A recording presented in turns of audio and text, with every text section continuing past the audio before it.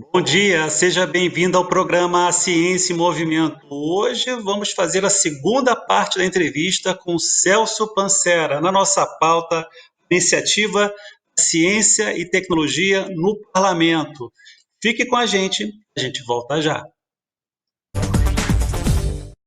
Não perca tempo! Assine já a Tribuna de Petrópolis. Informação todos os dias na porta da sua casa ou escritório. Vantagens exclusivas no maior classificados da região. Promoções especiais para você que é assinante. Ligue agora, 2244-2408. Tribuna de Petrópolis. TGTec Soluções em Áudio e Vídeo. Trabalhamos com eletrônica, elétrica e informática, microfones, mesa de som, câmeras e cabos em geral e muito mais. Telefone 98802-7146. TGTec é serviço e garantia de excelência. Fique por dentro da programação da Rede Petrópolis. Você também pode ver os nossos programas no aplicativo RPT Play. Baixe grátis e assista quando quiser, onde quiser. Doutora Aline Matos, osteopata fisioterapeuta, formada pela Escola de Osteopatia de Madrid, EON. Preparou o espaço pensando em proporcionar a você qualidade de vida e bem-estar, com a osteopatia que trata a causa do seu problema na raiz, reduzindo e até eliminando suas dores. O espaço também conta com apoio de profissionais da área de estética, com tratamentos faciais e corporais. Venha nos fazer uma visita e conhecer nossos serviços. Telefone 3302-1250. A Academia Move Concept fica na Avenida Getúlio Vargas, número 610, Quitandinha. Curta nossa página no Facebook, Espaço Aline Matos, e acompanhe nossas postagens.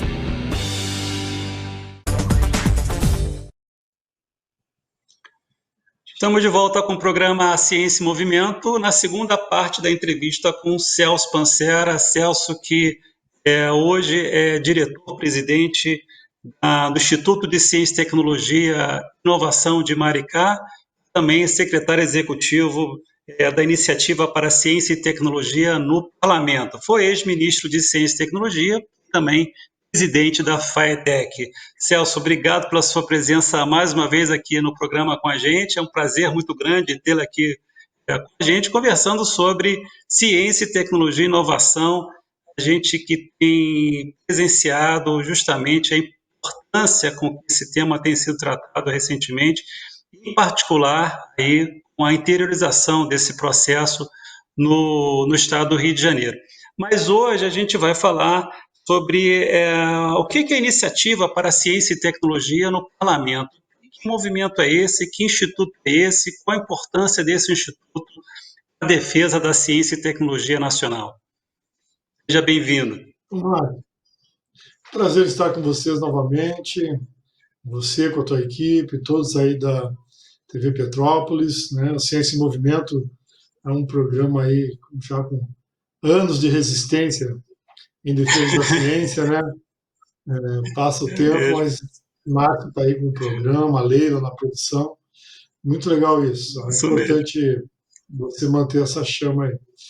Pois bem, o ICTP, que é a Iniciativa para a Ciência e Tecnologia no Parlamento, é uma coalizão de entidades que defendem ou que atuam na área da ciência, da tecnologia e da inovação em todo o Brasil.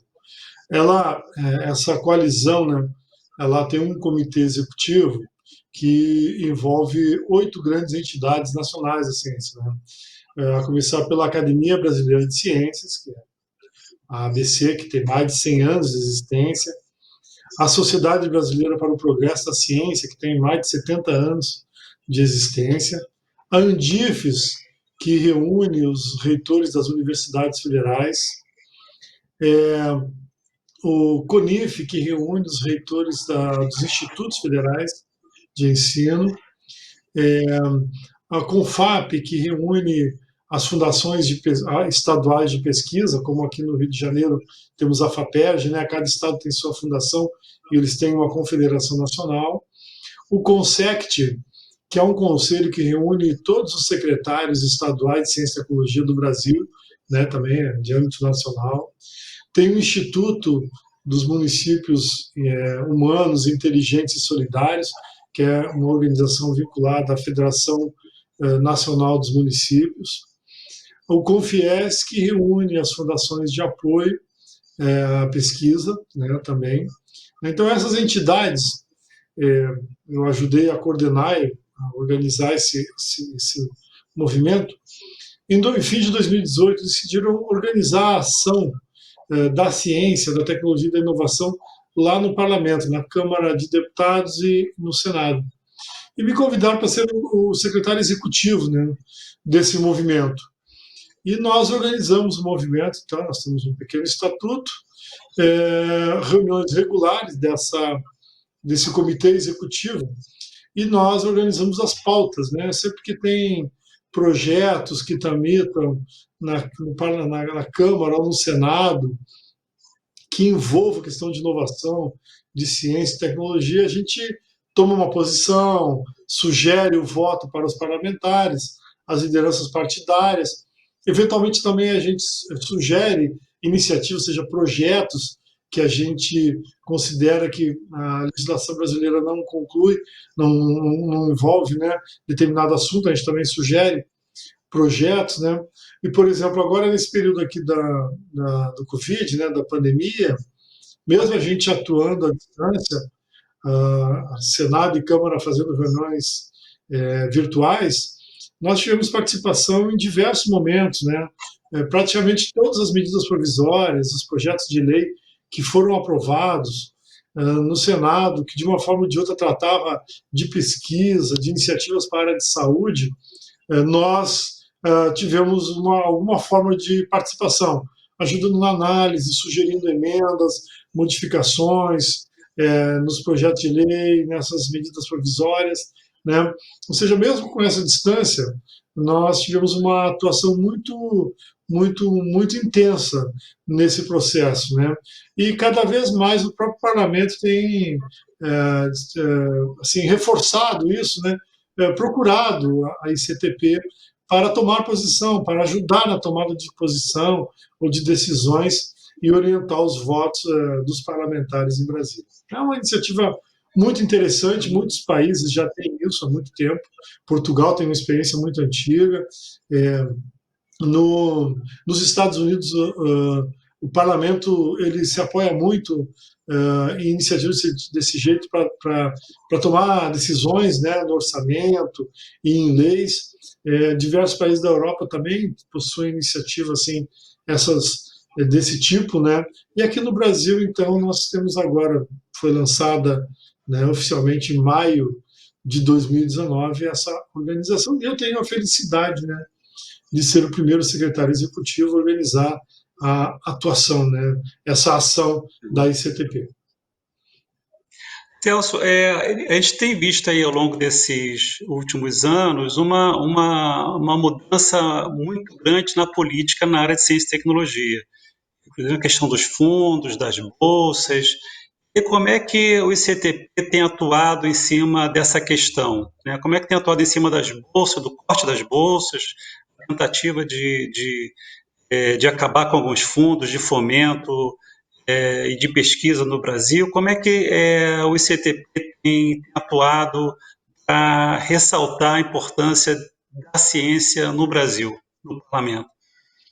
Então, isso é uma luta assim, muito árdua, né, nesses últimos 2 anos. Né?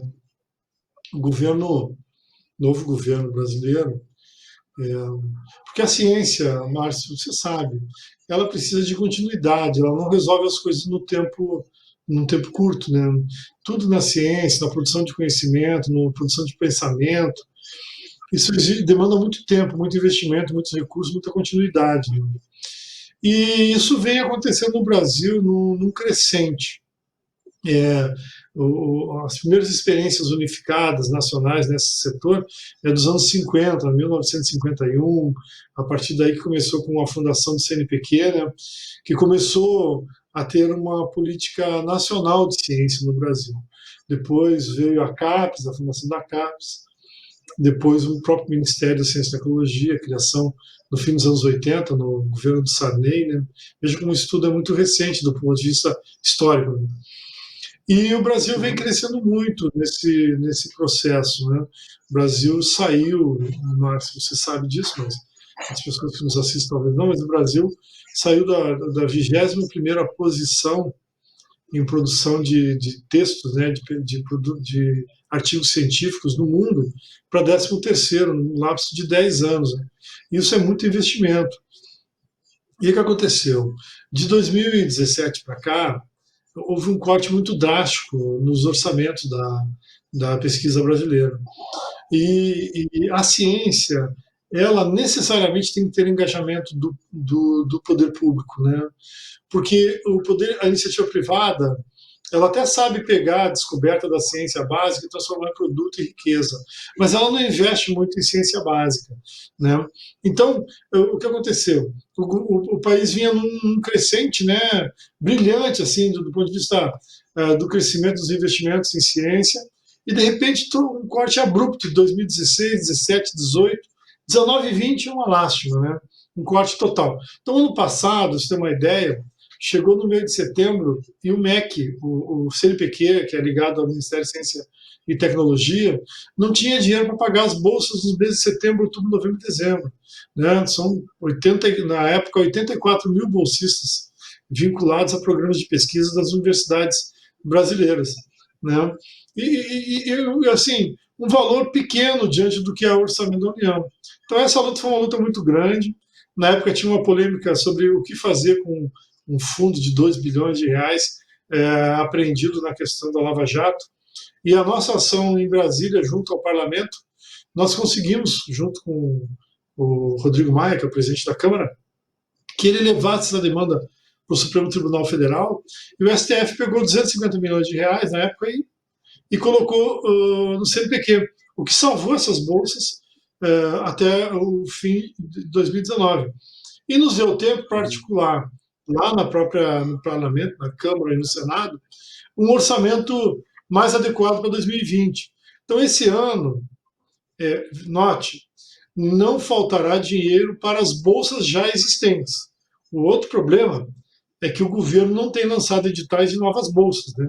Mas isso é um outro assunto que nós estamos atuando agora, né? Que o Brasil está perdendo muitas bolsas e o que está acontecendo? Aqueles jovens mais brilhantes que nós investimos no ensino básico, né? Depois ensino médio, depois a graduação, que agora chegaram na hora de fazer mestrado, doutorado e pós-doutoramento, estão indo para o exterior para complementar seus estudos e ficar produzindo conhecimento fora do Brasil. Você pode ver aí, tem notícias recentes agora do coronavírus aí, quantos cientistas brasileiros estão na Inglaterra, na França, na Alemanha, nos Estados Unidos, produzindo conhecimento lá e não aqui, porque aqui eles não têm condições não têm recursos, né? Então a nossa ação no parlamento tem sido nesse sentido, de conscientizar e debater com os parlamentares a importância da ciência e que o Estado, o poder público, assuma como uma tarefa sua o financiamento da ciência básica. Celso, a gente vê essa questão do poder público, isso também eu ressalto sempre bastante, que, como você destacou também agora na entrevista, a importância do poder público puxar, vamos dizer assim, a inovação. Um dos pontos justamente é o governo federal, o outro é os governos estaduais e os municípios. Como é que essa iniciativa tem atuado junto aos estados? Ela tem tido alguma relação com os estados no sentido de ajudar os estados e aos municípios também, eventualmente, em como usar o novo marco legal, ou como transbordar essas questões que estão sendo discutidas no parlamento, para o estado, para os municípios? Como é que isso tem acontecido dentro da iniciativa de Ciência, Tecnologia e Inovação do parlamento? Na última reunião que nós fizemos do Comitê Executivo, foi agora no mês de maio, uma reunião até recente, nós discutimos de começar a incentivar iniciativas, ações desse tipo nos parlamentos estaduais, né? Santa Catarina já tem um princípio de um movimento assim das entidades científicas lá de atuar sobre a Assembleia Legislativa do Estado de Santa Catarina. Aqui no Rio de Janeiro a gente participou também de alguns eventos, mas não é uma coisa ainda organizada, algo orgânico, né? Mas a gente tirou como um desejo nosso e uma ação nossa, os principais estados, a gente incentivar com que tenham ações desse tipo também junto às assembleias legislativas. Agora, você levantou uma coisa bem interessante, né? Aí em Petrópolis, você atuou durante muitos anos junto ao poder público na questão da lei de inovação. O Brasil não descobriu ainda, e os prefeitos particularmente não descobriram ainda, que a gente pode, a partir dos municípios, ajudar muito a ciência brasileira e a inovação brasileira. Os municípios gastam muito dinheiro comprando soluções, né? Por exemplo, agora aqui nessa questão da paralisação da educação básica, do ensino fundamental, que é a atribuição dos municípios. Muitos municípios lançaram editais de emergência para comprar programas prontos para ensino à distância, para que seus alunos não percam o ano. Isso é uma típica iniciativa que um município pode lançar um edital, com fôlego, com tempo, claro, e produzir um sistema dentro da sua cidade, desenvolver a indústria de produção de conhecimento, de software, dentro dos municípios, né? Outra coisa muito comum, a questão da gestão dos hospitais, da rede pública de ensino, é um caos muito ruim. Muitas vezes não é nem falta de dinheiro, é falta de gestão. Pô, lança um edital comprando produtos produzidos dentro da cidade de inteligência para controlar a saúde, para produzir pequenos equipamentos, né? Produção de merenda escolar, por exemplo, dá para fazer, dá para criar sistemas de coleta de lixo seletivo. Tem tantas coisas, né, que os municípios podem, Márcio, fazer. É fazer uma legislação adequada, tem que criar um fundo municipal de ciência e tecnologia, depositar ali dinheiro, ou mesmo quando vai para Brasília pedir apoio para os parlamentares, ao invés de pedir dinheiro só para a saúde, para a educação, fala, pô, deputado, coloca um dinheiro aqui, R$500 mil, R$1 milhão, as suas emendas no nosso Fundo Municipal de Ciência e Tecnologia, R$1 milhão no Fundo de Ciência e Tecnologia, uma cidade como Petrópolis, por exemplo, se for feito ao longo de 10 anos esse investimento, muda a capacidade, a história e a estrutura econômica da cidade, gerando empregos de alto valor, de altos salários, né, gerando uma economia de alto valor agregado, e mais do que isso, retendo a juventude dentro do município. O que acontece? Os jovens do interior vão para as grandes cidades, por quê? Porque não vem perspectiva na cidade do interior. Então, essa é uma pregação também que você faz, eu também faço muito, né, que é que os municípios assumam, né, essa tarefa de financiar o conhecimento, a produção de inovação dentro dos seus marcos, dentro das suas fronteiras, retendo essa juventude ou trazendo de volta, porque muitas vezes o jovem fez o ensino médio e o ensino básico na rede pública, vai para as grandes cidades fazer a faculdade, um mestrado, doutorado e fica. Se a gente tiver um programa adequado de desenvolvimento de conhecimento e ciência nas cidades, ele retoma. E isso é bom, porque você gera uma classe média, né, uma franja da sociedade com salários altos. Esses serviços, salários altos, geram uma riqueza interna, né, porque vão comprar produtos mais sofisticados, cinema, teatro, restaurantes, supermercados, né, veículos, enfim. E isso gera uma cadeia produtiva, né? Cada um ou dois, cada real que você coloca na ciência, já está provado, né, retorna 12 em riqueza. Né? Você tem uma ideia, tem um estudo aí, o Márcio, só para encerrar essa fala aqui, né? Para cada real que o governo federal coloca na Embrapa, ele retorna 12 reais para a economia brasileira. Né? Então, é uma coisa até um pouco inteligente, né? Botar um dinheirinho ali, fazer investimentos continuados em ciência nos municípios. Celso, essa questão, você comentou essa questão da ciência dos municípios, e aí puxando um pouco esse gancho, você acha que essa questão da pandemia sensibilizou mais governos para a questão da importância de se ter um sistema de ciência e tecnologia, seja ele municipal, estadual ou federal? Você acha que os entes públicos se sensibilizaram um pouco mais com isso, ou a gente vai virar essa pandemia olhando da mesma maneira que estamos olhando recentemente, né? A ciência assim meio que de lado, né? O não dando a devida importância para a ciência e tecnologia. Como é que você vê isso? Márcio, eu acho que vai mudar o mundo, sim. Não imediatamente, essas coisas não acontecem de um dia para o outro, né? Quando acabar a pandemia, está acabando, as pessoas, a primeira coisa a fazer é voltar para o shopping, para a loja, para o cinema, para o restaurante, para a sua rotina anterior.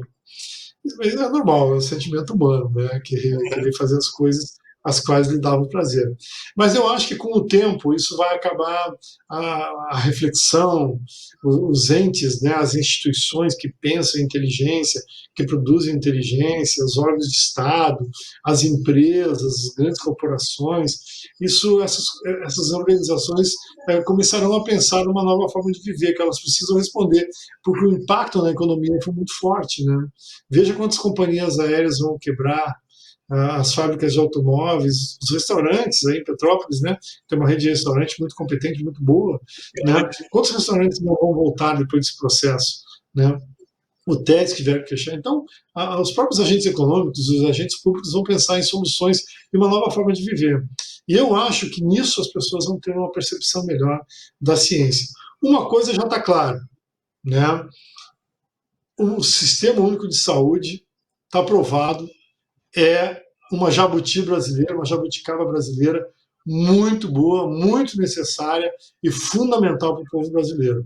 A outra coisa, o discurso das privatizações, aquilo de acabar com a economia, com a indústria nacional. É mais barato comprar lá fora. Está provado que tem que comprar aqui dentro. Tem que ter reserva de mercado, tem que produzir remédio aqui, tem que produzir luva, tem que produzir máscara, né? Tem que produzir roupa. Né? Isso também está ficando provado, tem que provar. Alimento a gente já produz, né? Que bom. Então, eu acho que isso vai mudar bastante o comportamento dos governos, das organizações e depois das pessoas e da sociedade como um todo. Eu acredito que sim. Celso, a gente está chegando ao final dessa segunda parte da entrevista, né, do nosso programa.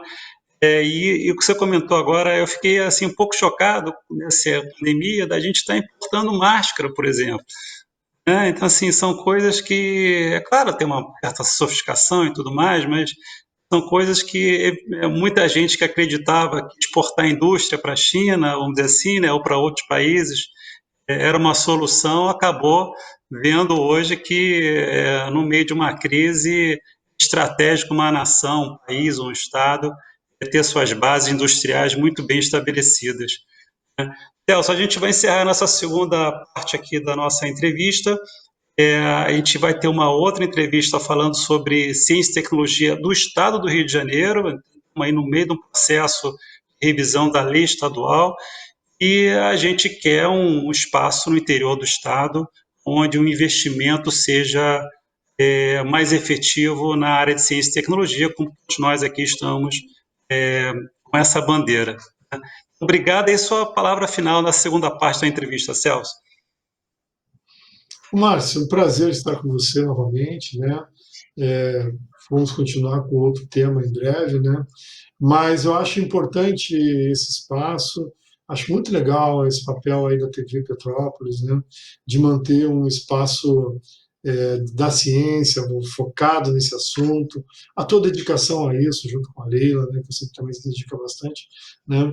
Porque a compreensão da população como um todo da importância da ciência é fundamental para que os governos façam ações concretas nesse sentido. Prazer estar com vocês. Obrigado, Celso. Estamos encerrando mais um programa Ciência em Movimento. Fique com a gente na nossa próxima entrevista. A gente se vê mais tarde. Cuidem-se. Um grande abraço a todos. Tchau.